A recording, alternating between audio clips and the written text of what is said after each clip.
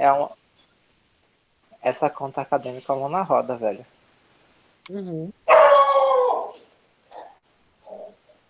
Quando você quiser. É, você quer que leia o quadro biográfico? Acho que a gente leu. Aí terminou lendo o quadro biográfico. Beleza. Então, vou começar pelo prefácio primeiro. Beleza. Repetidas vezes ouvimos Fernando Saussure deplorar a insuficiência dos princípios e dos métodos que caracterizavam a linguística, em cujo ambiente seu gênio se desenvolveu. E ao longo de toda a sua vida pesquisou ele obstinadamente as leis diretrizes que lhe poderiam orientar o pensamento através desse caos.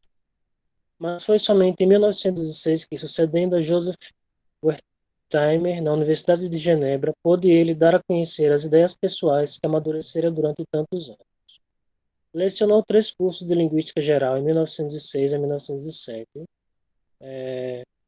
1908 a 9, 1910 a 11.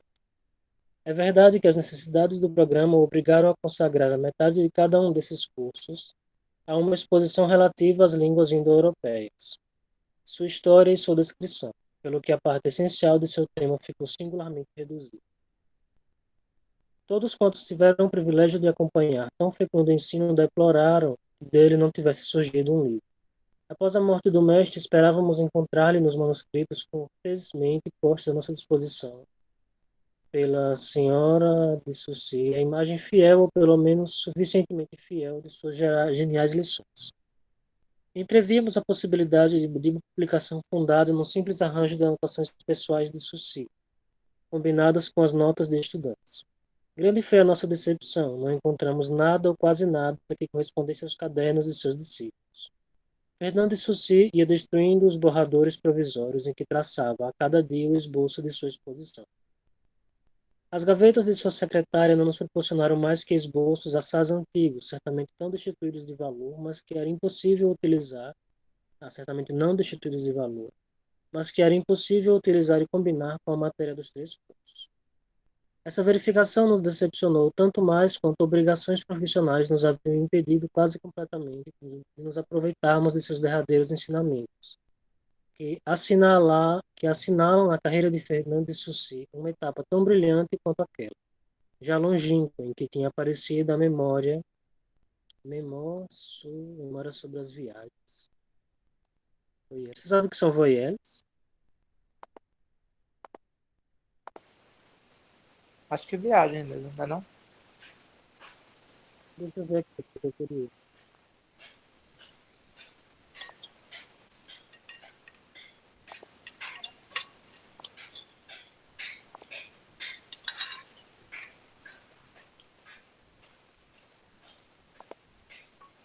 Vogais,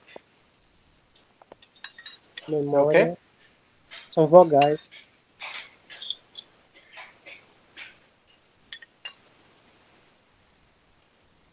Cumpria, pois, recorrer às anotações feitas pelos estudantes ao longo dessas 3 séries de conferências. Cadernos bastante completos nos foram enviados pelo Sr. Louis Kyle, Leopold Gautier, Beauregard e Albert Hidling, no que respeita aos 2 primeiros cursos, quanto ao terceiro, mais importante, pelo Sr. Albert Eschenheim e pelo Sr. Georges Delallier Sanger. Devemos ao Sr. Mas Butch é esse. nota foi.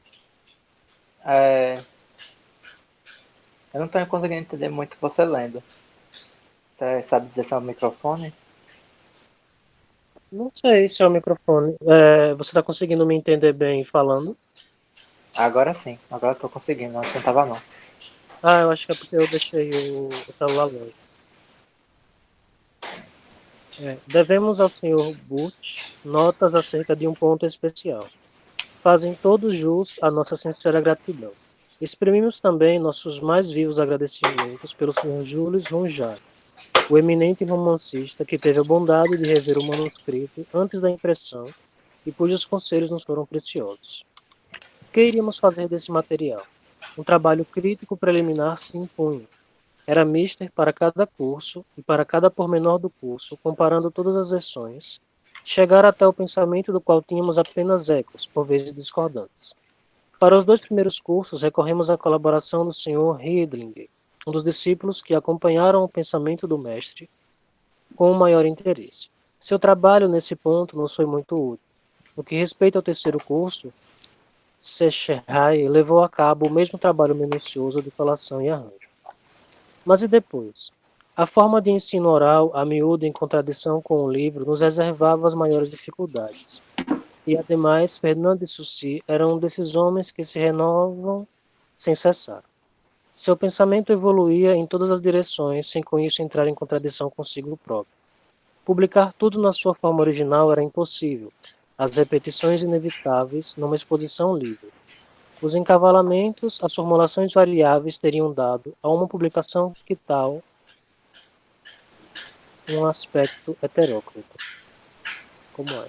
Publicar tudo na sua forma original era impossível. As repetições inevitáveis numa exposição livre, os encavalamentos, as formulações variáveis teriam tanto a uma publicação que tal um aspecto heteróclito. Esse há uma publicação que tal não faz muito sentido para mim. Desculpa, tem como repetir? Aqui está escrito assim: publicar tudo na sua forma original era impossível. As repetições inevitáveis numa exposição livre, os encavalamentos, as formulações variáveis teriam dado a uma publicação que tal um aspecto heteróclito. Acho que esse aqui não deveria estar aí, né? Sim. Há uma publicação tal. Enfim. Limitar-se a um só curso, e qual? Seria empobrecer o livro, roubando de todas as riquezas abundantemente espalhadas nos dois outros. Mesmo o terceiro, o mais definitivo, não teria podido por si só dar uma ideia completa das teorias e dos métodos de Saussure. Foi-nos sugerido que reproduzíssemos fielmente certos trechos particularmente originais. Tal ideia nos agradou, a princípio, mas logo se evidenciou que prejudicaria o pensamento do nosso mestre se apresentássemos apenas fragmentos de uma construção cujo valor só aparece no conjunto. Decidimos-nos por uma solução mais audaciosa, mas também acreditamos mais racional. Tentar uma reconstituição, uma síntese com base no terceiro curso, utilizando todos os materiais de que dispunhamos, inclusive as notas pessoais de Saussure. Tratava-se, pois, de uma recriação tanto mais árdua quanto devia ser inteiramente objetiva.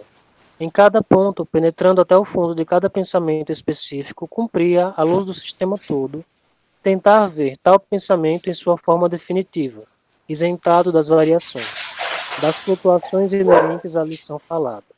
Depois encaixá-lo em seu meio natural, apresentando-lhe todas as partes numa ordem conforme a intenção do autor, mesmo quando semelhante intenção fosse mais adivinhada que manifestada.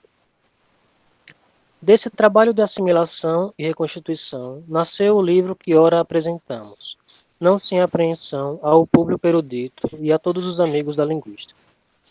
Nossa ideia orientadora foi a de traçar um todo orgânico sem negligenciar nada que pudesse contribuir para a impressão de conjunto. Mas é precisamente por isso que incorremos talvez numa dupla crítica. Em primeiro lugar, podem dizer-nos que esse conjunto é incompleto. O ensino do mestre jamais teve a pretensão de abordar todas as partes da linguística, nem de projetar sobre todas uma luz igualmente viva. Materialmente não o poderia fazer. Sua preocupação era, aliás, bem outra. Guiado por alguns princípios fundamentais, pessoais, que encontramos em todas as partes de sua obra, e que formam a trama desse tecido tão sólido quanto variado, ele trabalha em profundidade, e só se estende em superfície quando tais princípios encontram aplicações particularmente frisantes, bem como quando se furtam a qualquer teoria que os pudesse comprometer. Assim se explica que certas disciplinas mal tenham sido afloradas, a semântica, por exemplo. Não nos parece que essas lacunas prejudiquem a arquitetura geral. A ausência de uma linguística da fala é mais sensível. Prometido aos ouvintes do terceiro curso, esse estudo teria sido, sem dúvida, lugar de honra nos seguintes. Olha só. Sabe-se muito bem que tal promessa não pôde ser cumprida. Limitamos-nos a recolher e a situar em seu lugar natural as indicações fugitivas desse programa apenas esboçado. Não poderíamos ir mais longe. Quer dizer, ele tinha o plano de fazer uma... Mesmo estabelecendo a distinção entre língua e fala, de fazer uma linguística da fala, né? Uhum.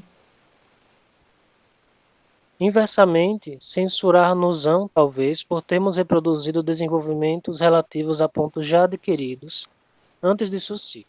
Nem tudo pode ser novo numa exposição assim vasta. Entretanto, se princípios já conhecidos são necessários para a compreensão do conjunto, querer-se-á censurar-nos por não havê-lo suprimido.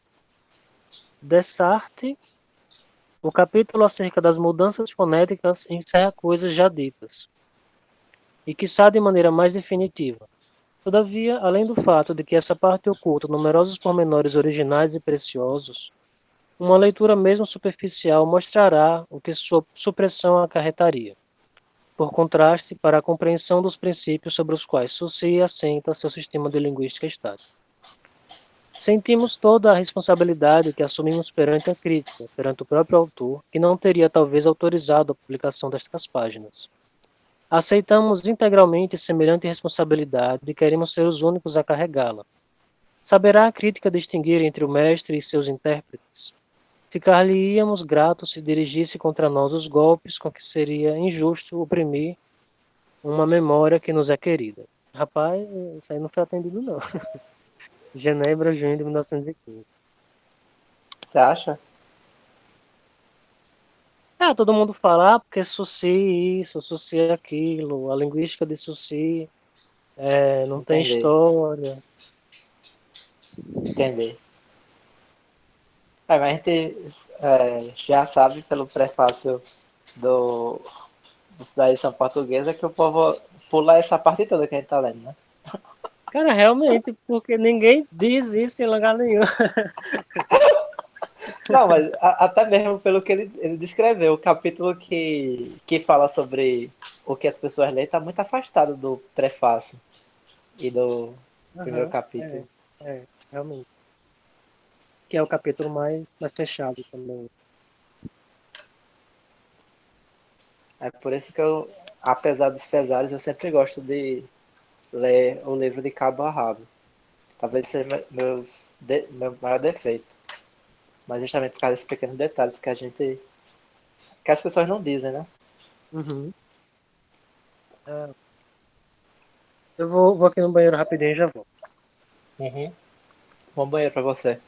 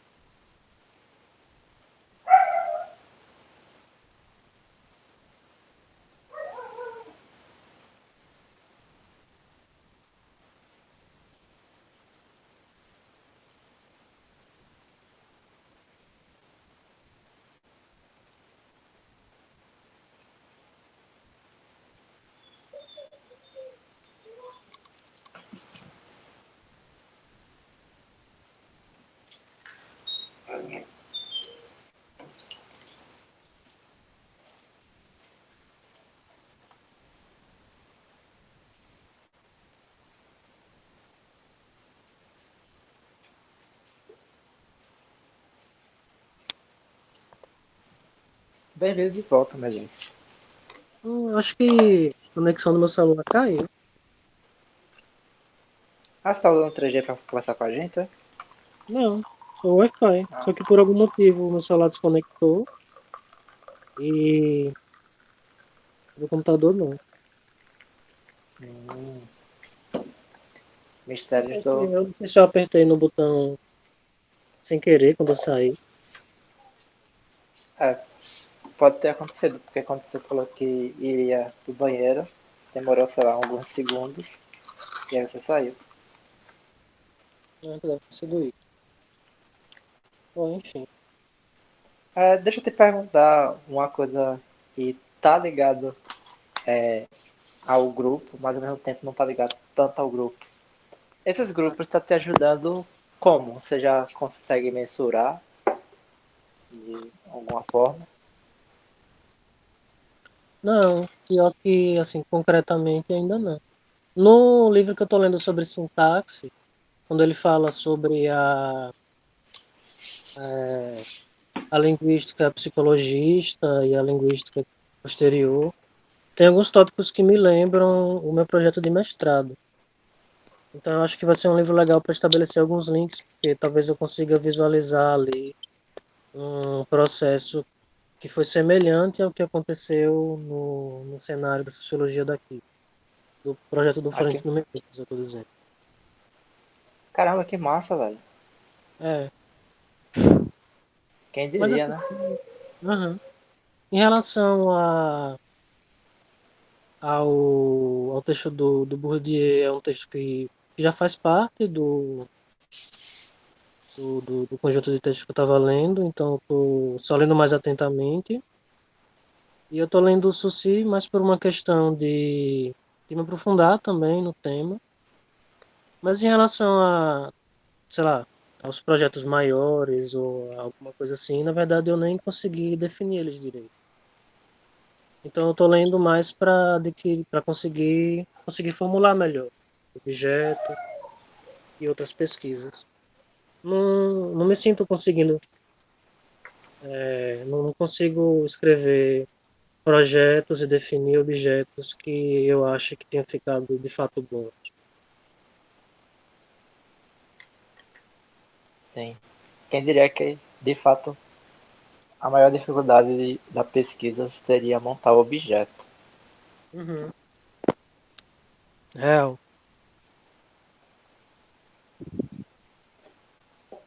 Belezinha. Obrigado pela resposta. Porque a pergunta. Nada, eu não transparece, mas eu me preocupo muito com o desenvolvimento de outras pessoas no grupo. Ah, saquei. Legal isso. Porque eu acho que o objetivo de estudar junto é meio que se ajudar mutuamente e conseguir progredir em alguma coisa. Agora não sei em que.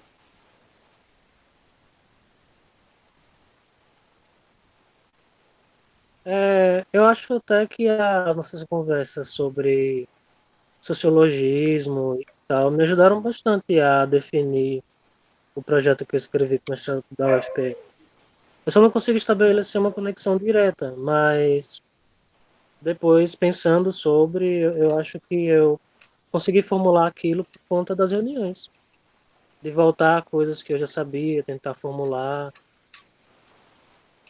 Oh, que bacana, sério É mesmo. legal.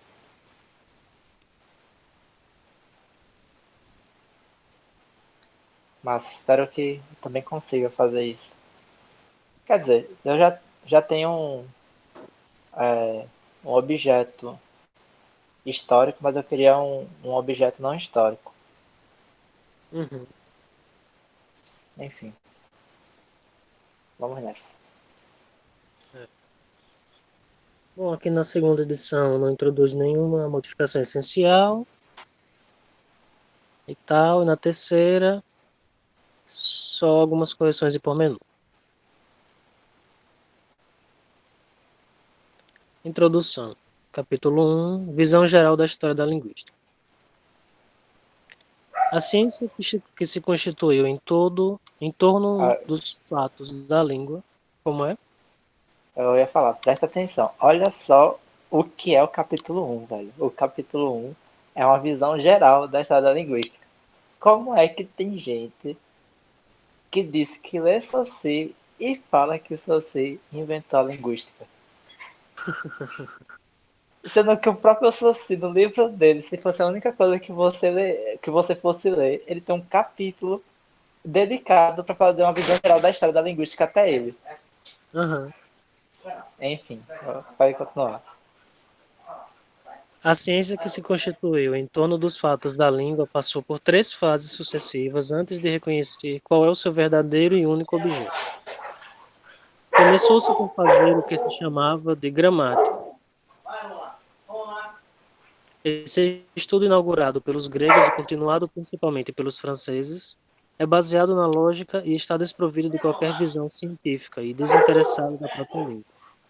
Visa unicamente a formular regras para distinguir as formas corretas das incorretas. É uma disciplina normativa muito afastada da pura observação e cujo ponto de vista é forçosamente estrito. A seguir Sabe, apareceu... Como? nesse parágrafo, uma coisa que eu iria circular Ah, é a parte no baseado na lógica. por quê? Porque ele recusa a gramática, dizendo que é um estudo da linguagem baseado na lógica. Só Uhum. que, ao mesmo tempo, os lógicos recusam a gramática, dizendo que elas são regras não lógicas de uso da linguagem.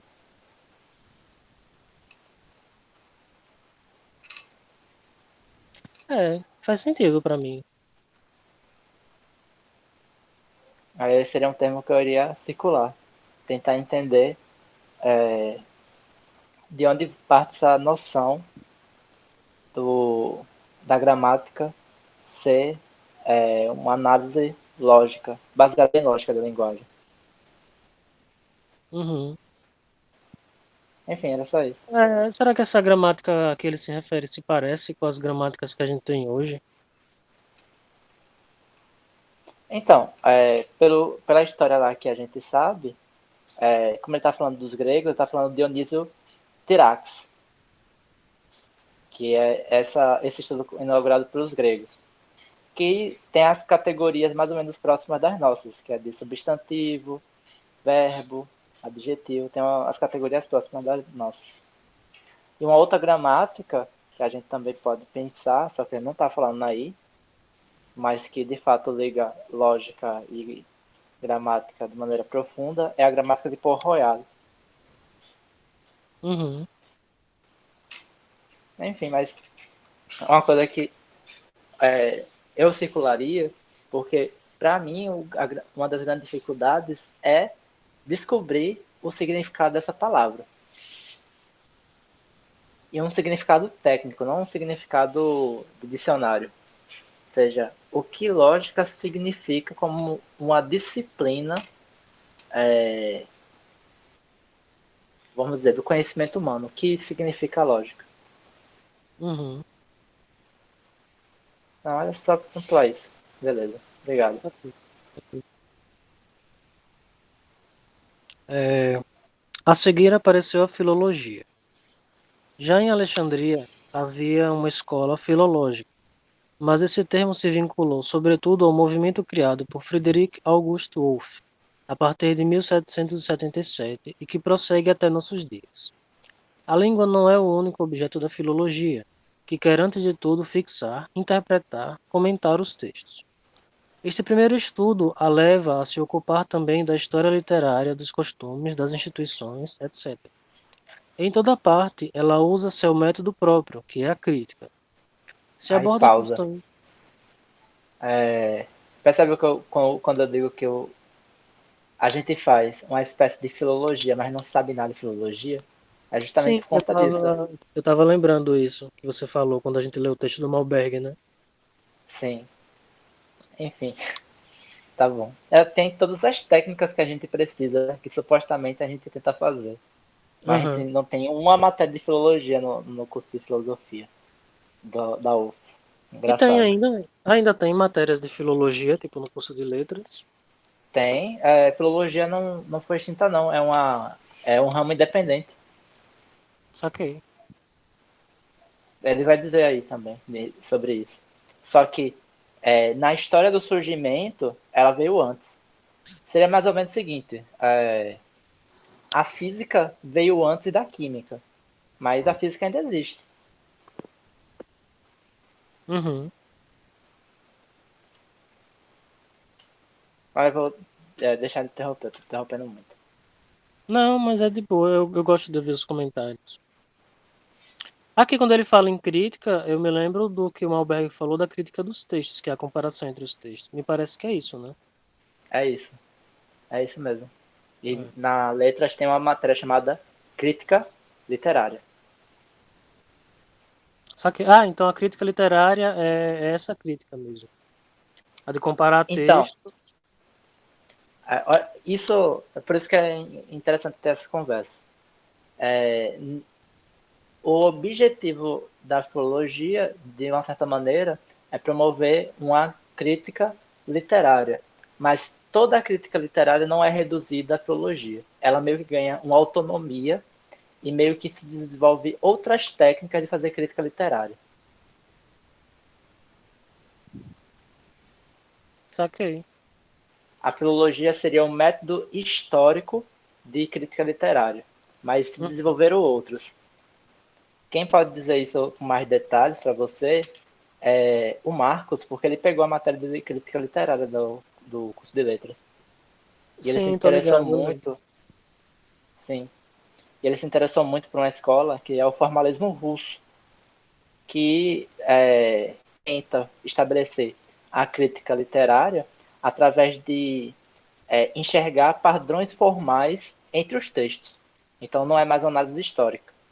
Por exemplo, eu vou fazer a crítica literária acerca de um texto tal, e eu percebo que dentro das minhas categorias formais existe um personagem que passa por uma etapa e eu consigo descrever essa etapa de maneira abstrata que se aplica a diversas histórias diferentes. Um exemplo disso é a jornada do herói. Então, Uhum. a jornada do herói é um resultado de um tipo específico de crítica literária que chama formalismo. A filologia seria outro tipo de crítica literária, mais antiga, aliás. Saquei.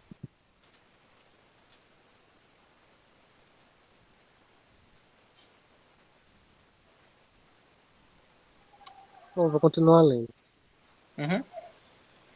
Se aborda questões linguísticas, falo sobretudo para comparar textos de diferentes épocas, determinar a língua peculiar de cada autor, decifrar e explicar inscrições redigidas numa língua arcaica ou obscura. Sem dúvida, essas pesquisas prepararam a linguística histórica. Os trabalhos de Ritschl acerca de Plauto podem ser chamados linguísticos, mas nesse domínio a crítica filológica é falha no particular. Apega-se muito servilmente à língua escrita e esquece a língua falada. Aliás, a antiguidade grega e latina a absorve quase completamente. Aí É, agora você começa a entender o porquê ele quer fazer uma linguística da fala. aham. O Nietzsche que falavam que era ele tem fama na filologia, né? Pelo menos Uhum. eu lembro disso. Sim. Nunca entendi o que foi que ele fez na filologia que tornou ele tão famoso na época. Você conhece a história? Então, tipo, eu não sei o que fez ele ficar famoso, mas todos os trabalhos que ele faz, todos os trabalhos que ele faz não, mas muitos dos trabalhos que ele faz que fala sobre os gregos, eles são de cunho filológico. Por exemplo, eu não lembro os nomes, mas, por exemplo, a interpretação vigente dos pré-socráticos, elas sempre passam por uma discussão que envolve Nietzsche. E Uhum. essas discussões do pré-socrático são, às vezes, de cunho, caramba, filológico mesmo. Ok. Talvez eu tenha obscurecido, mas, por exemplo, eu fiz uma pesquisa sobre Anaximandro. E eu acabei lendo um filólogo chamado Charles Kahn e um outro filólogo chamado Riven. E Aham. os dois, na interpretação que eles fazem de Anaximandro, eles pegam a interpretação nietzschiana.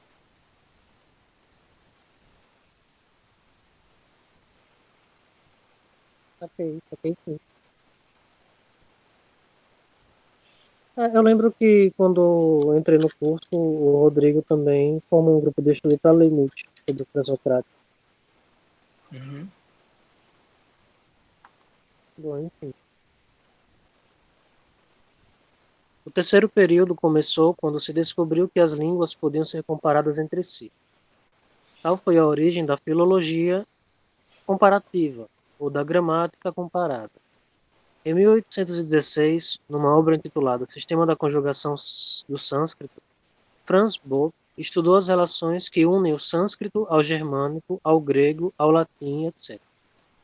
Bopp não era o primeiro a assinalar tais afinidades e a admitir que todas essas línguas pertencem a uma única família.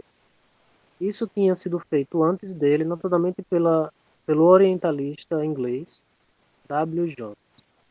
Algumas afirmações isoladas, porém, não provam que em 1816 já houvessem sido compreendidas de modo geral a significação e a importância dessa verdade.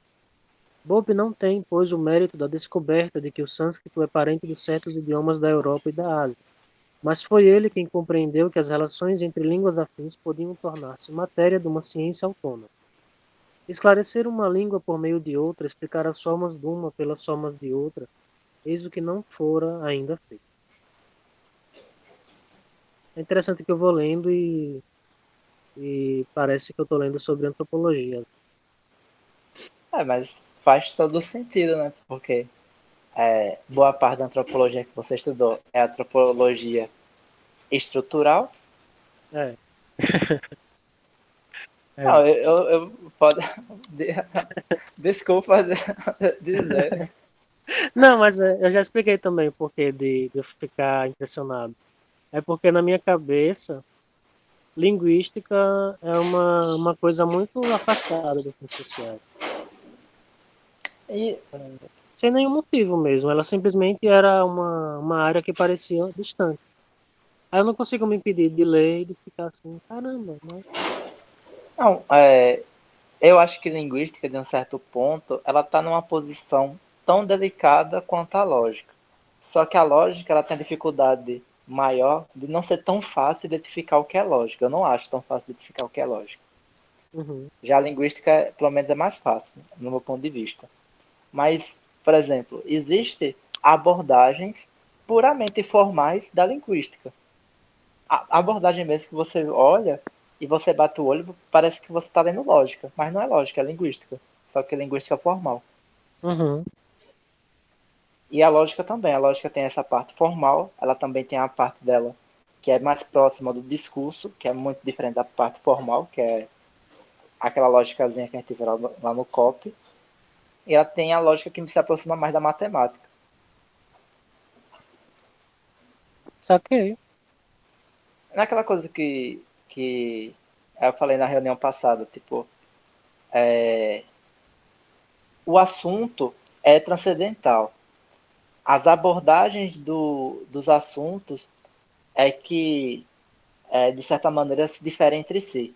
Então, tipo, há Uhum, linguista, mas eu posso abordar ela de diversos viés. E um desses viés é a partir do viés sociológico, que é o viés que o Soci opta, afinal de contas.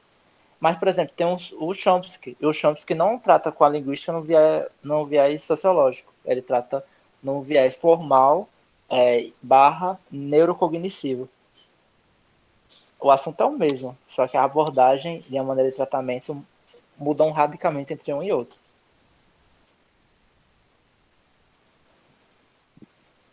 entendi. Interessante. Agora a pergunta que eu deixo para você é se você conhece algo de antropologia que não seja estrutural.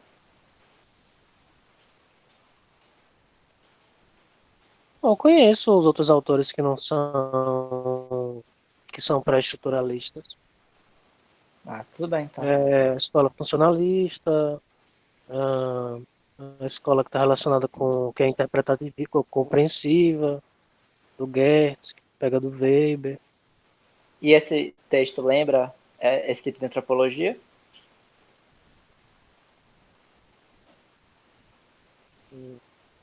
Lembra?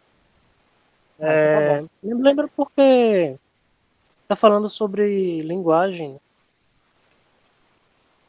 e por algum motivo na minha cabeça a linguística era uma coisa de outro mundo, mas na verdade não.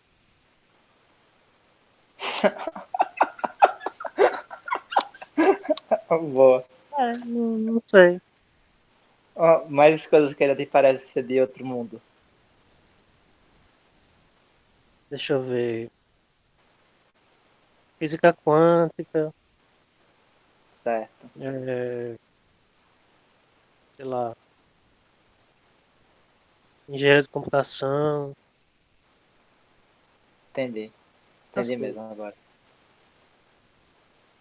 A gente pode pegar um chance pra ver se você volta a ter essa noção da linguística, então. Como assim?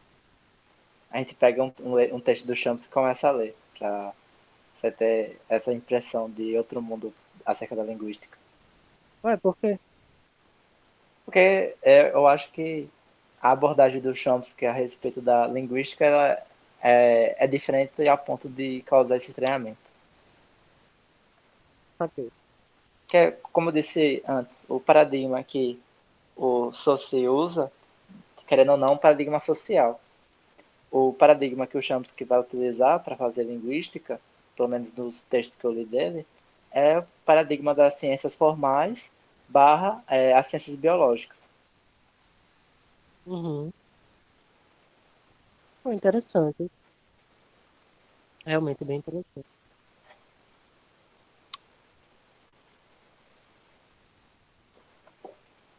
Bom, vamos lá. Eu parei, não é de duvidar, não foi? Uhum. É de duvidar que Bob tivesse podido criar uma ciência, pelo menos tão depressa, sem a descoberta do sânscrito. Este, como terceiro testemunho ao lado do grego e do latim, forneceu-lhe uma base de estudo mais larga e mais sólida. Tal vantagem foi acrescida pelo fato de que, por um feliz e inesperado acaso, o sânscrito está em condições excepcionalmente favoráveis de aclarar semelhante comparação. Eis um exemplo.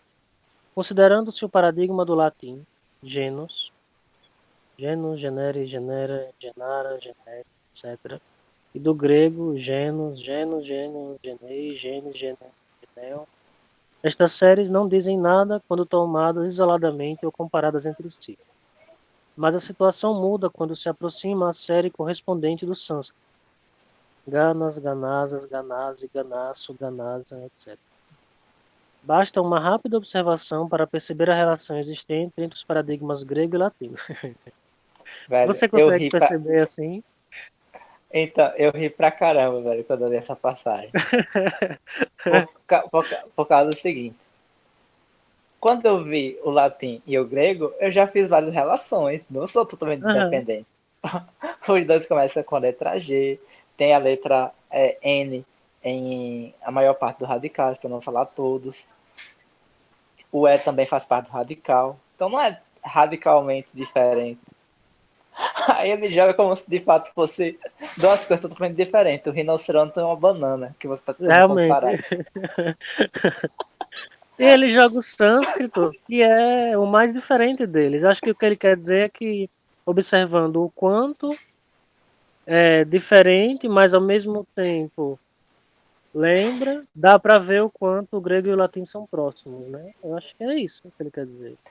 Então, aí ele vai dizer depois. O que ele vai fazer é o seguinte: agora você consegue enxergar, aí ele vai dizer que tal consoante decaiu em tal consoante, em tal caso, tal consoante ela foi elidida em tal caso, Uhum, porque você vai pegar esse sânscrito como a língua anterior e explicar as duas línguas a partir de um procedimento meio genético.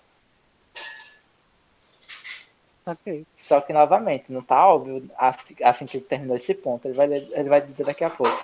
Presta atenção.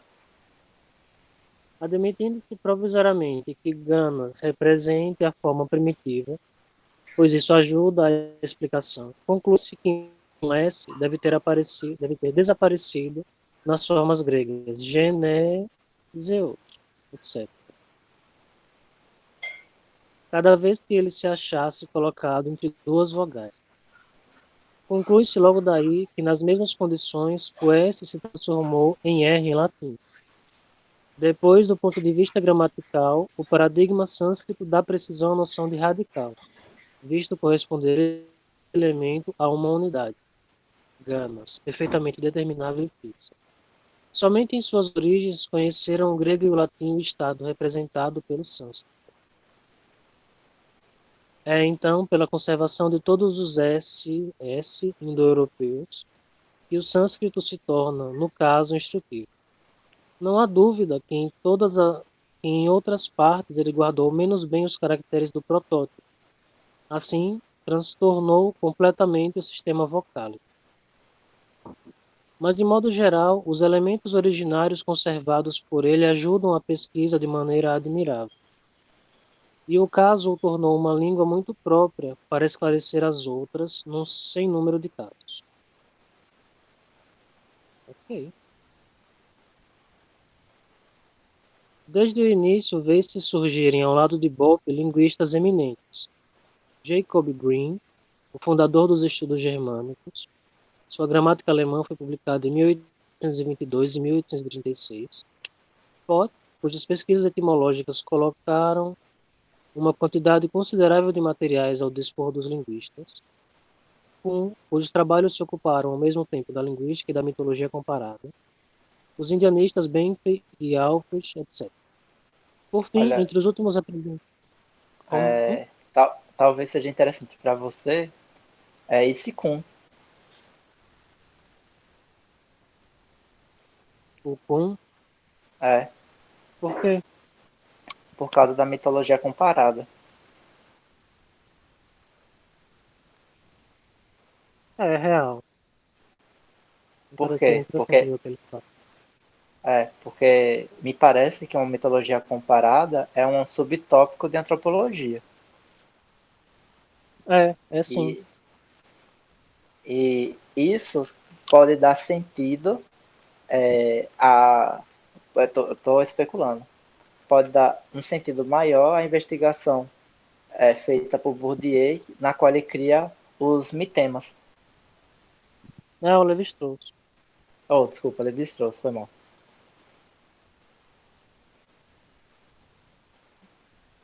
Real, vou até anotar.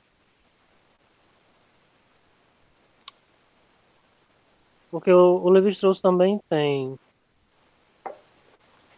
várias obras sobre. Tem três, aliás, grandes obras sobre mitologia, que se chama Mitológica, que é toda dedicada à mitologia comparada.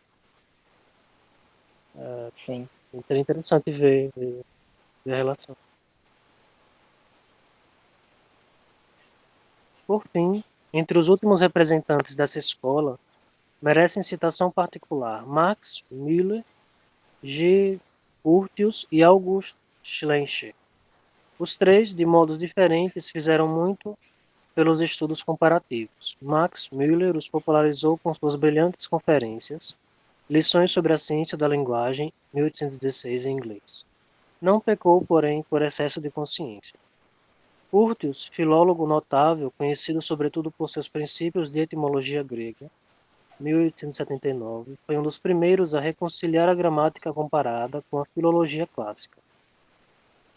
Esta acompanhara com desconfiança os progressos da nova ciência, e tal desconfiança se tinha tornado recíproca. Schleicher, enfim, foi o primeiro a tentar codificar os resultados das pesquisas parciais. Seu Breviário de Gramática Comparada das Línguas Indo-Germânicas, 1816, é uma espécie de sistematização da ciência fundada por Bohr. Esse livro, que durante longo tempo prestou grandes serviços, evoca melhor que qualquer outra fisionomia dessa escola comparatista, que constituiu o primeiro período da linguística indo-europeia. Esse trabalho aqui sobre princípios de etimologia grega também parece interessante. É. Se A escola, tivesse porém, como? em, se tivesse em inglês seria ótimo, né? Por quê? Porque aí daria pra ler. Ah, saquei. Sim, real. Talvez esteja, né? Cursos pode ser em inglês. Quem sabe? Ah, depois eu vou ver.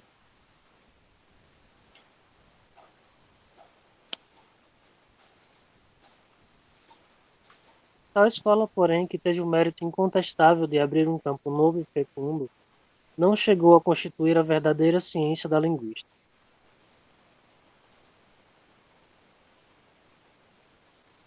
Jamais se preocupou, acho que é por isso que a galera fala que ele inventou a linguística. Jamais se preocupou em determinar a natureza do seu objeto de estudo. Ora, sem essa operação elementar, uma ciência é incapaz de estabelecer um método para si própria. Acho que esse texto aqui ele também faz um esforçozinho em se colocar como aquele que estabelece a ciência linguística, né? Sim, Ele fala dos estudos anteriores como estudos que não tinham um objeto científico definido de fato e tal. O primeiro erro, que contém em germe todos os outros, é que nas investigações, limitadas aliás às línguas indo-europeias, a gramática comparada jamais se perguntou o que levavam as comparações que fazia, a que levavam as comparações que fazia, que significavam as analogias que descobria. Foi exclusivamente comparativa em vez de histórica. Sem dúvida, a comparação constitui condição necessária de toda reconstituição histórica, mas por si só não permite concluir nada. A conclusão escapava tanto mais a esses comparatistas quanto consideravam o desenvolvimento de línguas como um naturalista o crescimento de dois vegetais. A conclusão escapava tanto mais a esses comparatistas quanto consideravam o desenvolvimento de duas línguas como um naturalista o crescimento de dois vegetais. Schlechter, por exemplo, que nos convida sempre a partir do indo-europeu, que parece, portanto, ser, no certo sentido, deveras historiador, não hesita em dizer que o grego é e o, eu acho que não se lê assim, mas enfim, são dois graus, Stufen, do vocalismo. É que o sânscrito apresenta um sistema de alternâncias vocálicas que sugere essa ideia de graus. Supondo, pois, que tais graus devessem ser vencidos separada e paralelamente em cada língua, como vegetais da mesma espécie passam, independentemente uns dos outros, pelas mesmas fases de desenvolvimento, Schlechter via no O grego um grau reforçado do E, como via no A sânscrito um reforço do A. De fato, trata-se de uma alternância indo-europeia, que se reflete de modo diferente em grego e em sânscrito, sem que haja nisso qualquer igualdade necessária entre os efeitos gramaticais que ela desenvolve numa e noutra língua. Isso aqui também me faz ter a sensação de que eu estou lendo antropologia, porque eu leio isso e me lembro dos evolucionistas da antropologia. Só que aqui é interessante, porque ele está falando só da língua, enquanto a antropologia vai colocar tudo que ela encaixa na noção de cultura dentro disso. Por isso que eu fico... interessante.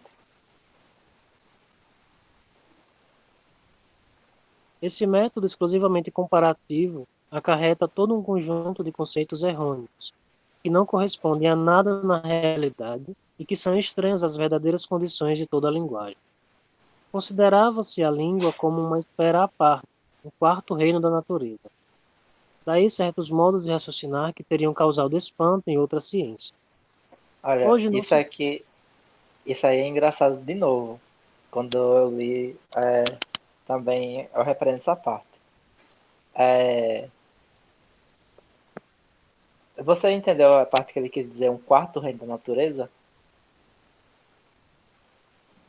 Eu entendi no sentido de que é uma esfera que tem leis próprias de autonomia, não sei. Ou como se fosse separado dos outros reinos. E quais são os outros três? Certo. Essa é a pergunta que eu ia fazer. Quais são os outros três? Seria, sei Aí lá, o esse é o quinto? link.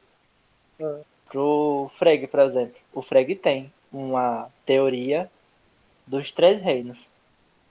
Existe o reino subjetivo, onde reinam as relações psicológicas e tudo que você pode estudar acerca delas. O reino material, que é onde a física estuda as relações geográficas também, etc e tal. E para o Frege ainda existe um terceiro reino, que é o reino lógico, ou o reino das entidades abstratas, que é onde reside todos os objetos do discurso e todas as entidades matemáticas. Na verdade, todos os objetos de discurso.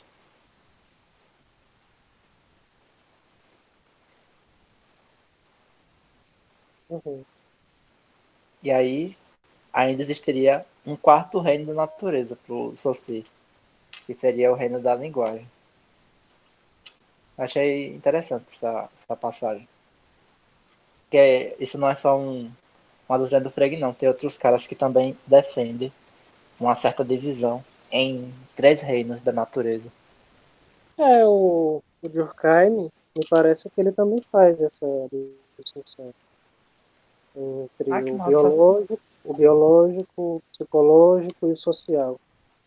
Porque cada um deles não é simplesmente determinado pelo anterior. A partir do momento que surgem, a partir do momento que surgem, eles têm leis próprias e determinações próprias. Pois é. Será que se a gente fosse atualizar esse papo para hoje em dia, a gente teria quantos reinos? Já teria chegado nos 10?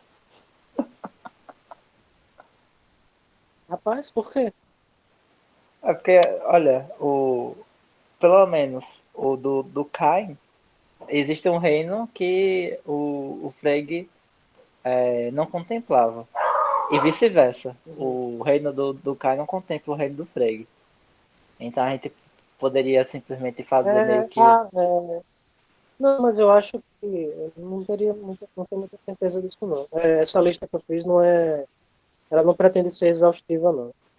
Ela Ah, entendi. só elenca o biológico e o psicológico porque eram reinos que tentavam reduzir o social a si próprio. E aí, nesse sentido aqui, o Durkheim se opunha a eles. E que ele, Ah, então o engraçado é que o Frege também faz essa mesma divisão de reinos pelo mesmo objetivo. Ah, é uhum. engraçado. Enfim. Era só um comentário que eu achei interessante, esse quarto reino da natureza. Mas parece que aqui o Suci está se opondo a essa ideia. Né? Sim, exatamente. Considerava-se a língua como uma esfera à parte, um quarto reino da natureza. É porque ele Daí certos considera a modos língua. de raciocinar. Sim. Não, ele está se opondo a Né? essa visão. Porque para ele a língua ela faz parte da sociedade.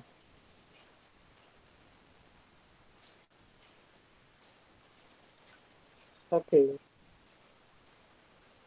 Tanto que quando ele vai falar de significado e significante, qual é a natureza da entidade linguística? Existe o elemento psicofísico e existe o elemento.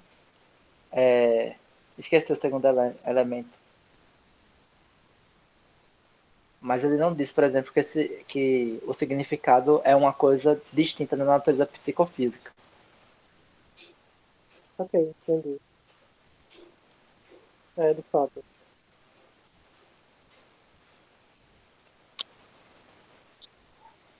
Daí certos modos de raciocinar teriam causado espanto em outros ciências. Ei, ficou Hoje ruim não de se novo o pode áudio. mais. Tá melhor agora? Tá melhor. Beleza. Hoje não se podem mais ler 8 ou 10 linhas dessa época sem se ficar surpreendido pelas excentricidades do pensamento e dos termos empregados para justificá-lo.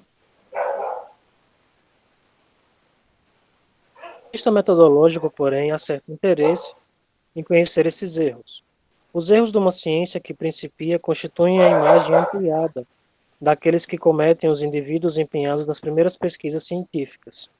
Teremos ocasião de assinalar vários deles no decorrer de nossa exposição. Somente em 1870, aproximadamente, foi que se indagou quais seriam as condições de vida das línguas. Percebeu-se, então, que as correspondências que as unem não passam de um dos aspectos do fenômeno linguístico. Somente em 1870, aproximadamente, foi que se indagou quais seriam as condições de vida das línguas. Condições de vida das línguas.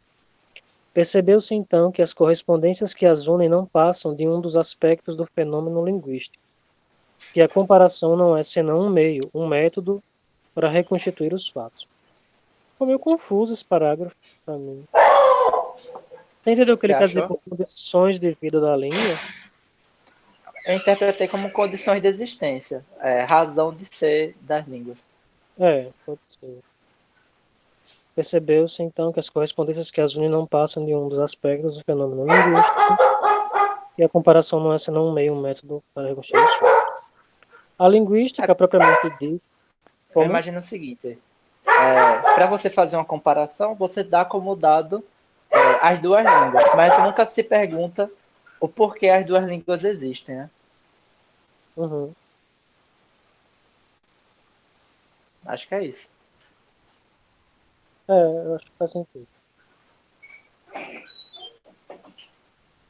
A linguística propriamente dita, que deu à comparação o lugar que exatamente lhe cabe, nasceu do estudo das línguas românicas e das línguas germânicas.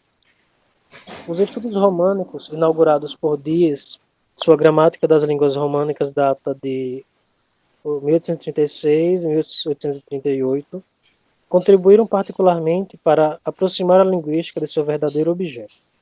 Os humanistas se achavam em condições privilegiadas, desconhecidas dos indo-europeístas. Conhecia-se o latim, protótipo das línguas românicas. Além disso, a abundância de documentos permitia acompanhar pormenorizadamente a evolução dos idiomas. Essas duas circunstâncias limitavam o campo das conjecturas e davam a toda a pesquisa uma fisionomia particularmente concreta. Os germanistas se achavam em situação idêntica, sem dúvida. O proto-germânico não é conhecido diretamente, mas a história das línguas que dele derivam pode ser acompanhada com a ajuda de numerosos documentos através de uma longa sequência de séculos. Através dos germanistas mais próximos da realidade, também os germanistas mais próximos da realidade chegaram a concepções diferentes das dos primeiros indo-europeístas. Um primeiro impulso foi dado pelo norte-americano Whitney, autor de A Viagem da Linguagem, A Vida da A Linguagem. vida. Logo após se formou uma nova escola, a dos neogramáticos, cujos fundadores eram todos alemães. Brugmann, Osthoff, os germanistas Browne, Sievers, Pohl e o eslavista Leskin, etc. Seu mérito consistiu em colocar em perspectiva histórica todos os resultados da comparação e por ela encadear os fatos em sua ordem natural.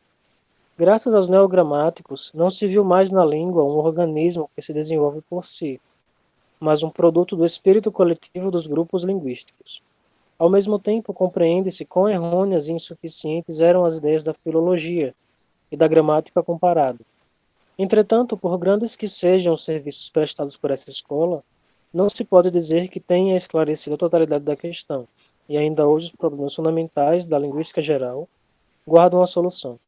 É interessante também que as críticas que eu vejo se fazendo ao Susi colocam ele como um autor afastado da história, não vê a língua na história. E aqui eu não estou vendo, parece ser justamente o oposto. Vamos ver Ele está ele dentro falando, do livro dele, né? é, Porque faz ele, esse ele, tipo de. Pode dizer. Desculpa. como é? Não, eu ia Ele me falar, parece que faz. está colocando, ele me parece que está colocando a necessidade de se observar a língua na história como sendo fundamental para entender os fenômenos linguísticos e para não cometer erros como os que foram cometidos por exemplo, com a gramática comparativa, né? Sim. Só que a crítica vai vir porque, no caso desse livro, o que o Saussure vai fazer é privilegiar o sincronismo, porque é o estudo de linguística baseado no estudo da obra do Saussure, segundo o que consta no comentário do povo, ele privilegia os estudos é, da linguagem em um tempo X específico, a Aham. partir dessa sincronia. Por isso que fala que ele despreza a, a história. De fato, Sim, ele tô não fala ligado. nada que tem que desprezar a história, mas a defesa dele é que para entender a língua é mais importante a sincronia do que a diacronia. Aham. No final das contas é isso. Sim, sim. Então, deixa eu olhar o derrodatório. Então, a nova escola, cingindo-se mais à realidade, fez guerra à terminologia dos comparatistas e, notadamente, às metáforas ilógicas de que se servia. Desde então, não mais se ousa dizer a língua faz isto ou aquilo, nem falar da vida da língua, etc. Pois a língua não é mais uma entidade e não existe senão nos que a falam. Não seria, portanto, necessário ir muito longe e basta entender-se. Existem certas imagens das quais não se pode prescindir. Exigir que se usem apenas termos correspondentes à realidade da linguagem é pretender que essas realidades não têm nada de obscuro para nós. Falta muito, porém, para isso. Também não hesitaremos em empregar, quando se ofereça a ocasião, algumas das expressões que foram reprovadas na época. Essa nota de rodapé eu tiraria print, imprimiria e colaria na parede. Por quê? A gente já lembra um papo que a gente já teve no passado sobre as metáforas científicas, Aham. que é justamente um emprego de certas noções estranhas àquele objeto, mas que você utiliza para gerar uma certa imagem disso. Uhum. De uma certa maneira, é isso que está para mim é isso que está em questão dessa nota de rodapé também, Saquei. porque as primeiras terminologias de uma disciplina, geralmente elas são criadas a partir de uma metáfora. Sim, eu vejo isso na antropologia também. A comparação com a biologia vai até muito longe, na verdade, comparação da sociedade com organismos e tal. Sim. E eu acho interessante ele ter. Então, o que eu acho bacana de ler Saussure é isso, é essa sobriedade que ele tem. Isso é muito massa. Uhum. Porque esse, essa nota de rodapé indica que ele sabe que. Ele sabe não, né? Ele conjectura que um emprego de uma linguagem assim, que se utiliza muito de uma imagem para que você tenha um certo entendimento a respeito, demonstra, de uma certa maneira, um certo tom de obscuridade que você tem aquele respeito. Uhum. Porque uma coisa é você usar a metáfora como elemento pedagógico, outra coisa é você usar a metáfora como conceito científico propriamente dito.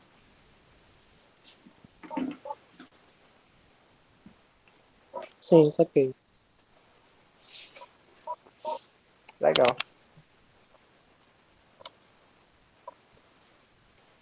Capítulo 2, né? Você quer que eu leia? Não, eu posso ler. Eu estava só tentando lembrar é, de alguns trechos do Levi-Strauss, que eu ainda estou em dúvida se o que ele faz é metáfora científica ou se ele de fato está usando conceitos. Porque ele faz muita referência à química às vezes. Acho que a gente já falou sobre isso, aquela questão da fórmula canônica. Sim. Eu ainda preciso voltar a isso. Então, isso é uma das grandes dúvidas mesmo. Porque se a gente for ver os autores do passado, de fato, quando eles vão empregar uma metáfora, né? No ramo de conhecimento deles, eles costumam citar outras ciências. Uhum. E aí começa a falar de uma vida da língua, aí ele cita a biologia, os procedimentos de sobrevivência da língua. Sei lá, Uhum. alguém pode chegar ao cúmulo de falar sobre a vontade da língua.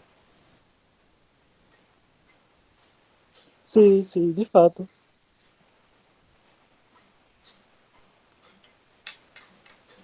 É, eu vou ler o capítulo 2 então, porque só se você quiser ler, porque eu me concentro mais, eu acho, lendo.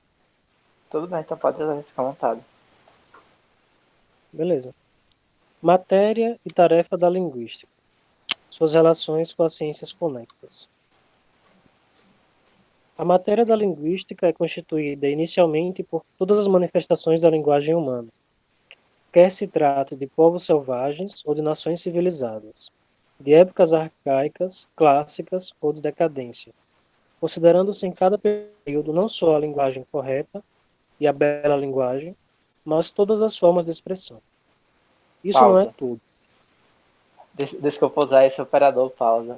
Só para. Não, de boas. Com este primeiro parágrafo, eu pensei o porquê não existe, ou pelo menos É, não. pera ainda, só um minutinho, eu vou pegar a Maquizebe que tá aqui.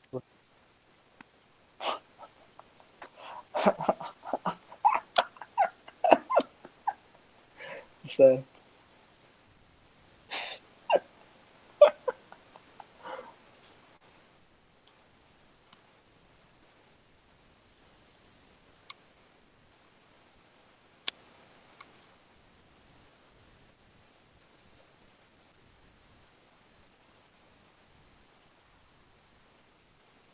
Pronto, eu voltei, desculpa. Não, tranquilo. Quando você falou que eu vou pegar o Max Weber aqui debaixo da mesa, eu pensei que você ia pegar o livro. Aí eu, caramba, já tá armado assim. Enfim, eu só dei pausa por causa do seguinte: quando eu li essa passagem, a coisa que me pensou foi o seguinte: olha só o que ele disse. A matéria da linguística é constituída inicialmente por todas as manifestações da linguagem humana, quer se trate de povos selvagens ou de nação civilizada, de épocas arcaicas, clássicas ou de decadência, considerando em cada período não só a linguagem correta e a bela linguagem, mas todas as formas de expressão. A minha questão então alguém que faça um estudo de sistemas formais, ele está fazendo linguística no sentido do Saussure?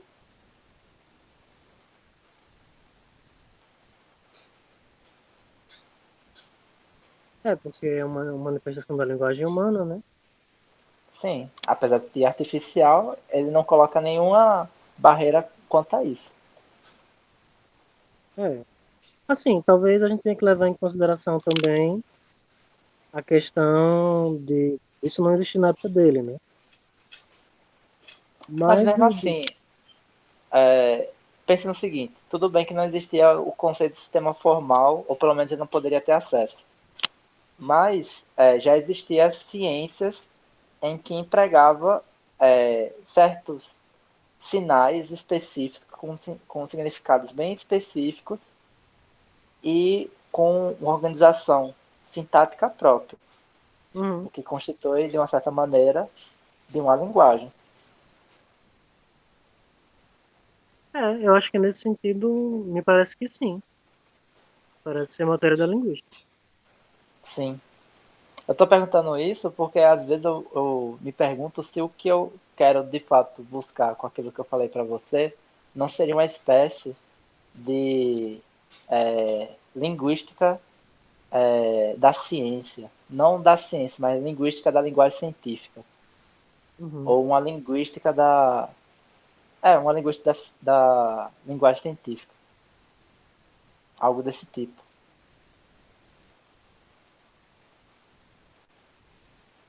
Ok, sim. É uma boa pergunta. Beleza. Tá, desculpa a intromissão. A interrupção, melhor dizendo. Não, de boa. É, se não for uma linguística da linguagem científica, seria o quê? Não sei, por isso que é a minha questão. Eu tô falando acerca da teoria da comunicação que eu falei pra você. Uhum.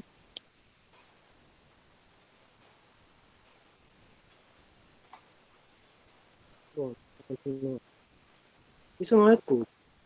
Como a linguagem escapa, as mais das vezes, à observação, o linguista poderá ter em conta os textos escritos, pois somente eles lhe farão conhecer os idiomas passados. Ah, o Mark Zuckerberg está subindo no computador.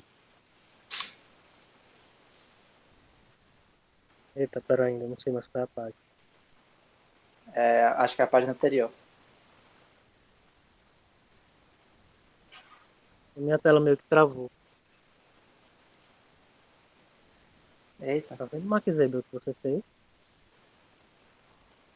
revolução. O programa deu pau.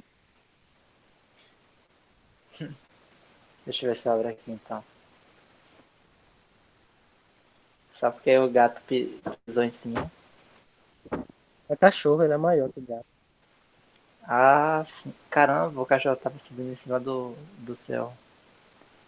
Caramba, que doideira. Ele pisou aqui em alguma tecla que deu pane, mas já abri de novo. E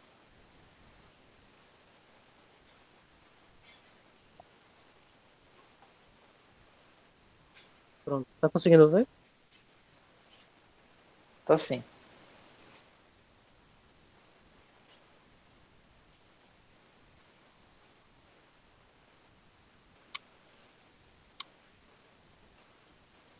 Eita, passou demais.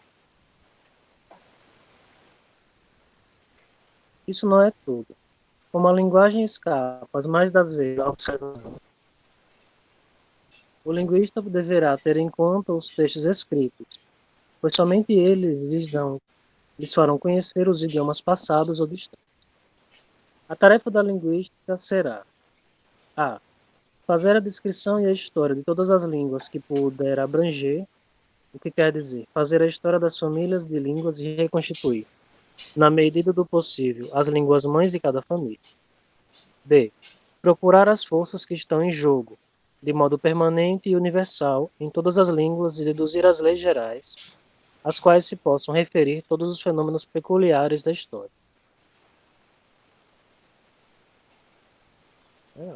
C. Delimitar-se e definir-se a si própria. Bom, é interessante que ele coloca uma tarefa como tarefa da linguística se definir, né? Parece que fica parecendo que é uma tarefa incessante. Quer dizer, não basta É, definir e depois ir fazer a ciência, não. Sempre que, sim, ela sempre precisa estar sendo definida. mas isso que eu acho bacana, me parece que isso é a natureza de toda a ciência. Mas eu não sei, não vejo muitos autores. Ah, não, se bem que no Durkheim tem isso também. Mas não dessa forma. Mas enfim. De Então, eu fato, acho que isso. toda ciência ela está sempre se questionando, se definindo, e tal. É porque que, geralmente quando se trata desses temas, eu costumo separar os autores de dois tipos, né? Tem Hum, os autores que se preocupam acerca da questão da fundamentação da sua própria ciência, e tem os autores que simplesmente só pesquisam. O Saussure uhum, parece um cara da primeira espécie, igual o do Durkheim, igual o Frege, entendeu? uhum, Mas eu sei que tem diversos outros autores que você simplesmente abre o livro e eles tomam como dado aquela disciplina.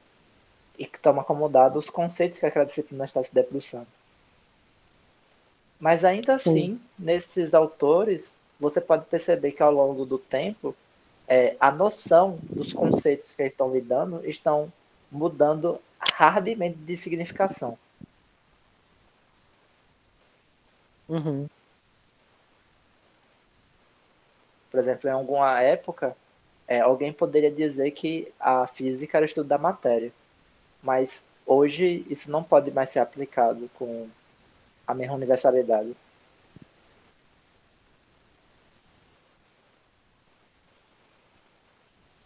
Ok. É, a título de curiosidade, por que não? Porque ela também estuda conceito de energia. Energia diferente de matéria?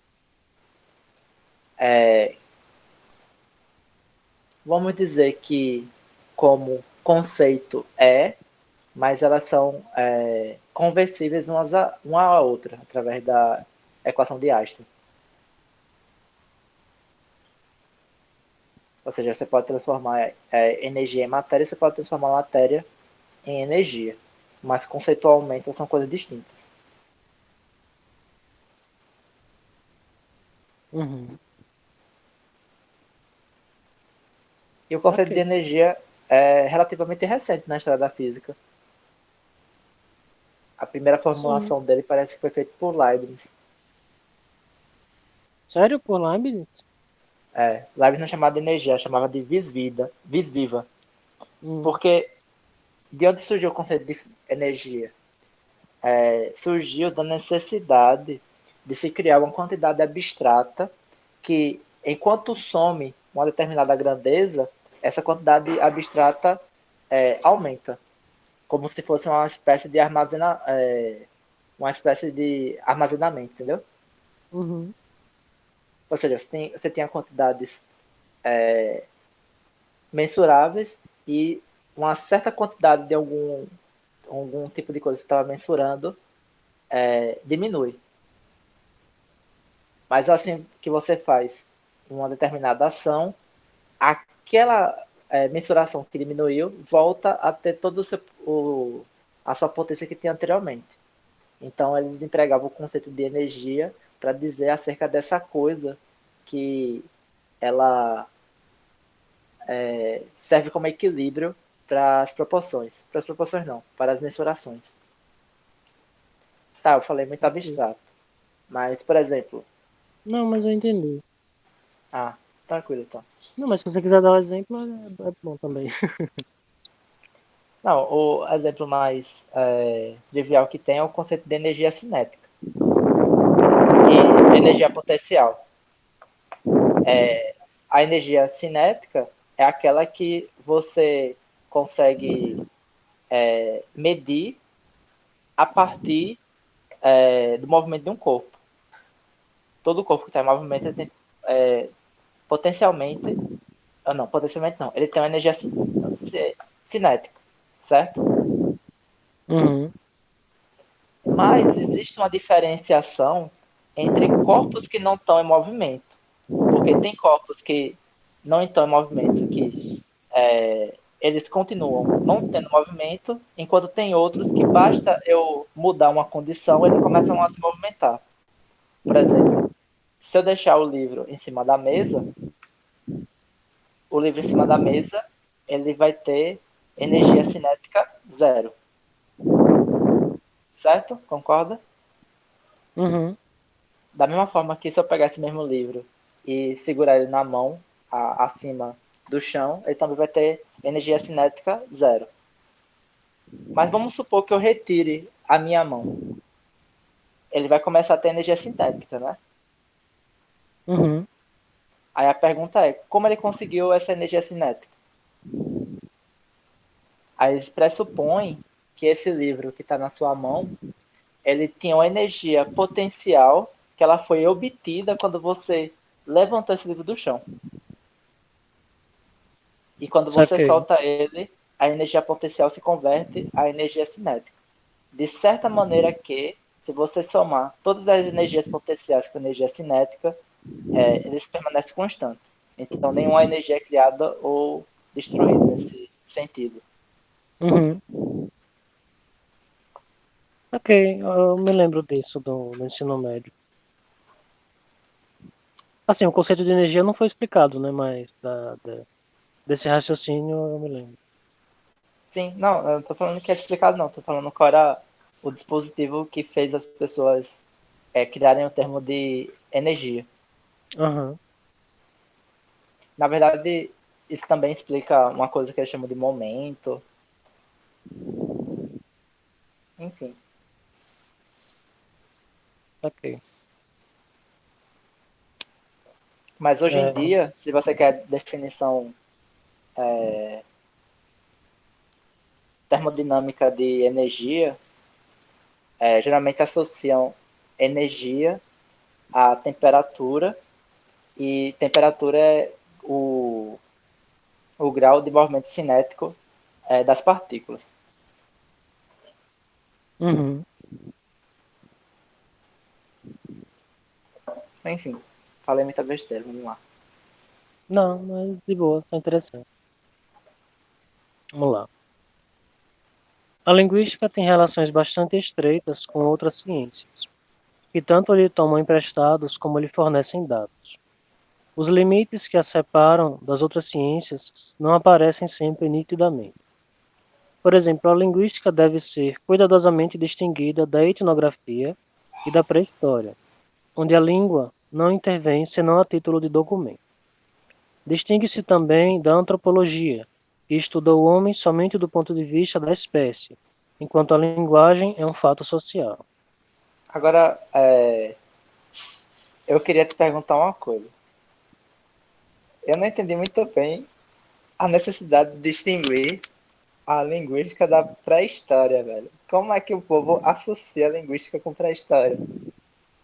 Eu não sei. Se, e eu vou dizer o porquê agora. Porque se geralmente se associa como pré-história a história antes da edição da escrita. Uhum.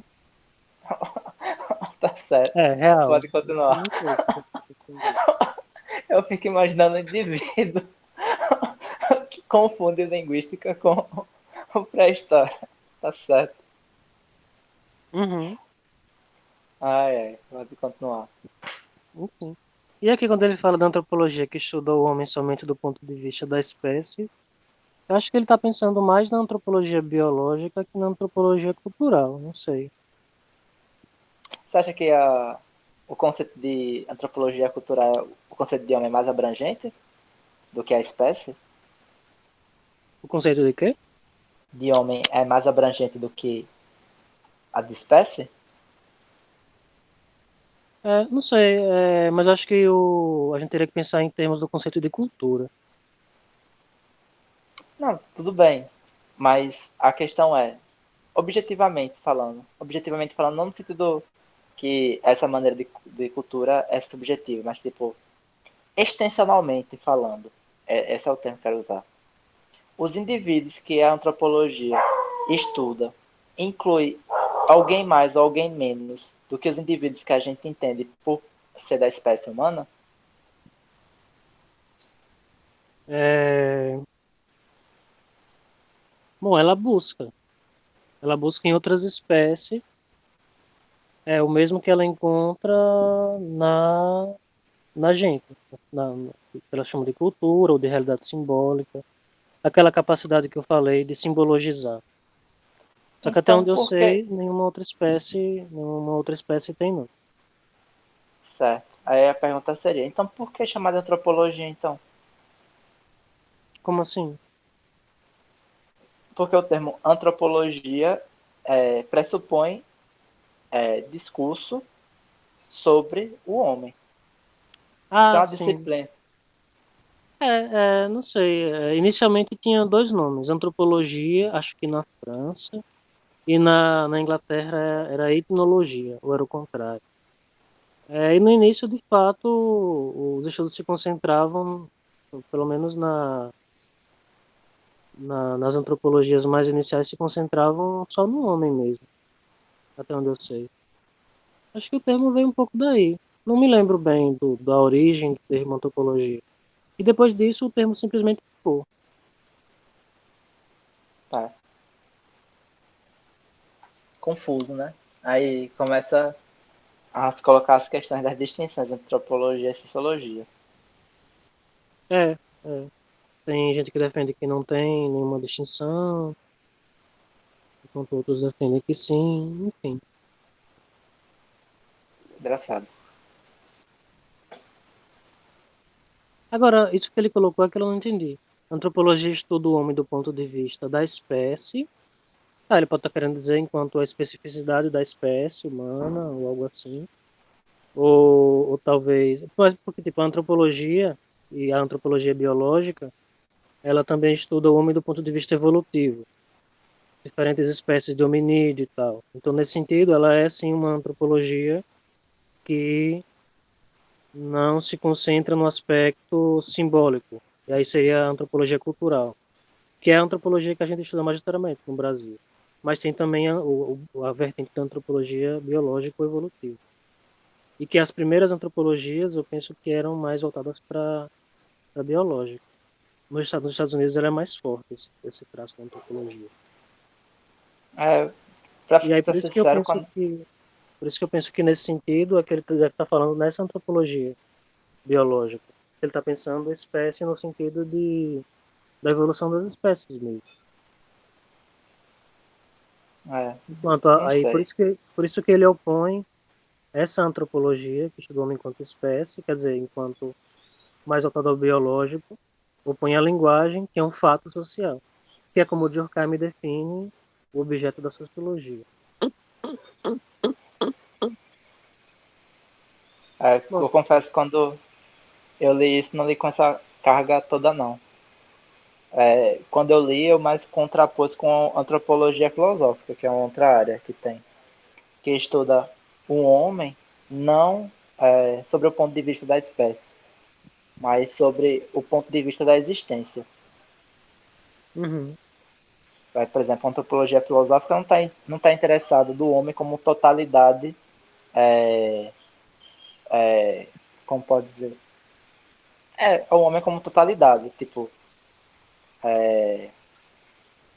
talvez você não esteja entendendo o que quer dizer esse homem enquanto totalidade.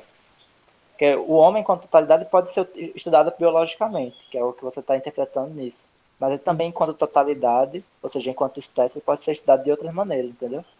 Mas quando uhum. você estuda o homem na ponto de vista da espécie, o que você está tomando dele é de fato as características que definem, sei lá, todos os indivíduos que pertencem a ele.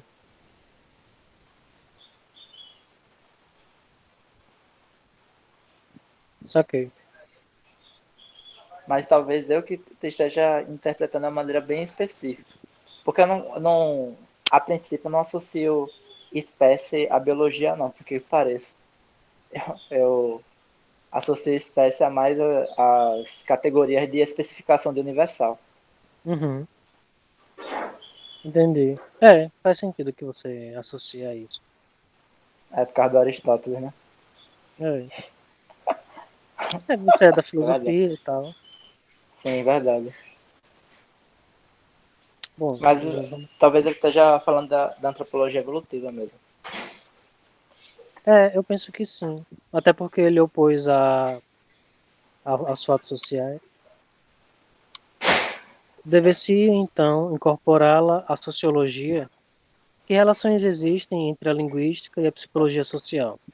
Na realidade, tudo é psicológico na língua, inclusive suas manifestações materiais e mecânicas, como a troca de sons. E já que a linguística fornece à psicologia social tão preciosos dados, não faria um todo com ela? São questões que apenas mencionamos aqui para retomá-las mais adiante. As relações da Percebeu? linguística. O quê? Que ela afirmou que tudo na linguística é psicológico? É Ou psicológico, tudo na sim. língua é psicológico? Aham. Não, é só para responder aquela questão de que não existiria um quarto reino para ele. Uhum.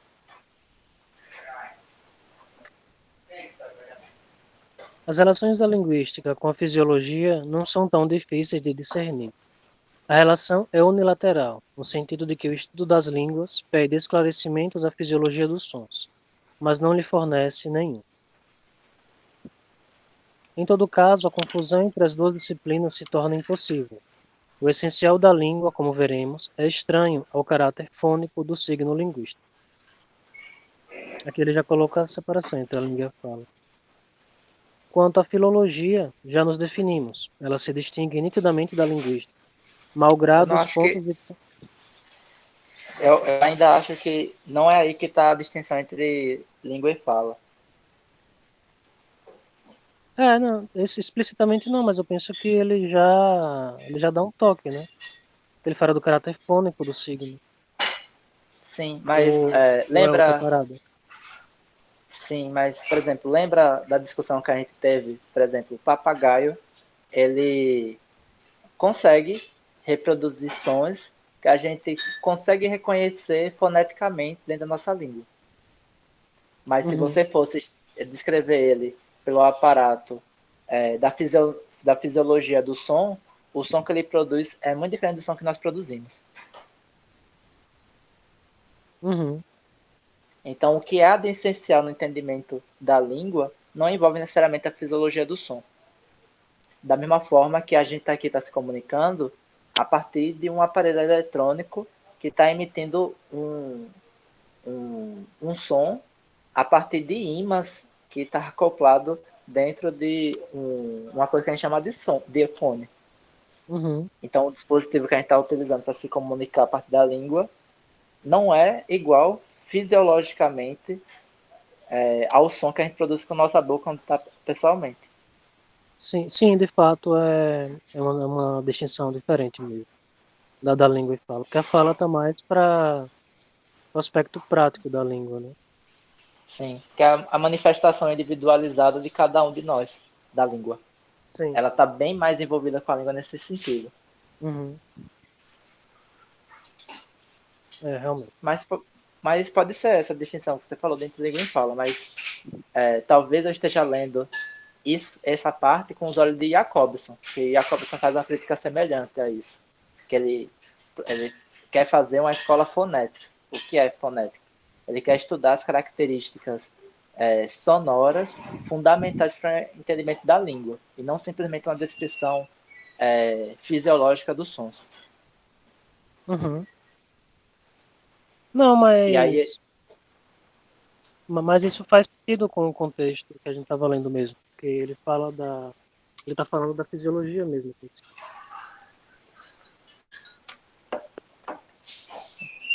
mas eu acho que também pode ser o seu. Só eu coloquei como eu interpretei. Uhum. É, quanto à filologia, já nos definimos. Ela se distingue nitidamente da linguística, malgrado os pontos de contato das duas ciências e os serviços mútuos que se prestam. Que é, enfim, a utilidade da linguística. Bem poucas pessoas têm a respeito ideias claras. Não cabe fixá-las aqui. Mas é evidente, por exemplo, que as questões linguísticas interessam a todos, historiadores, filólogos, etc., que tenham de manejar textos. Mais evidentemente ainda é a sua importância para a cultura geral. Na vida dos indivíduos e das sociedades, a linguagem constitui fator mais importante que qualquer outro. Seria inadmissível que seu estudo se tornasse exclusivo de alguns especialistas. De fato, toda a gente dela se ocupa pouco ou muito, mas consequência paradoxal do interesse que suscita, não há domínio onde tenha germinado ideias tão absurdas, preconceitos, miragens, ficções. Parece o Bourdieu falando da sociologia. Do ponto de vista psicológico, esses erros não são desprezíveis. A tarefa do linguista, porém, é antes de tudo denunciá-los e dissipá-los tão completamente quanto possível.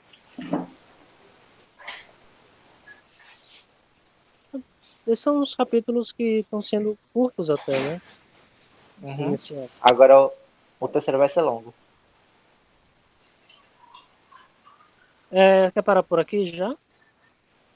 Você que sabe, você que manda. Eu acho que sim. Eu vou ter que descer com o Beleza. Max. Eu preciso levar o Max Weber para fazer xixi, cocô e brincar com ele, senão ele faz em casa. Tranquilo, fica à vontade. Obrigadão pelo Beleza, grupo. nada. Amanhã você vai ter Enem? Infelizmente, vou.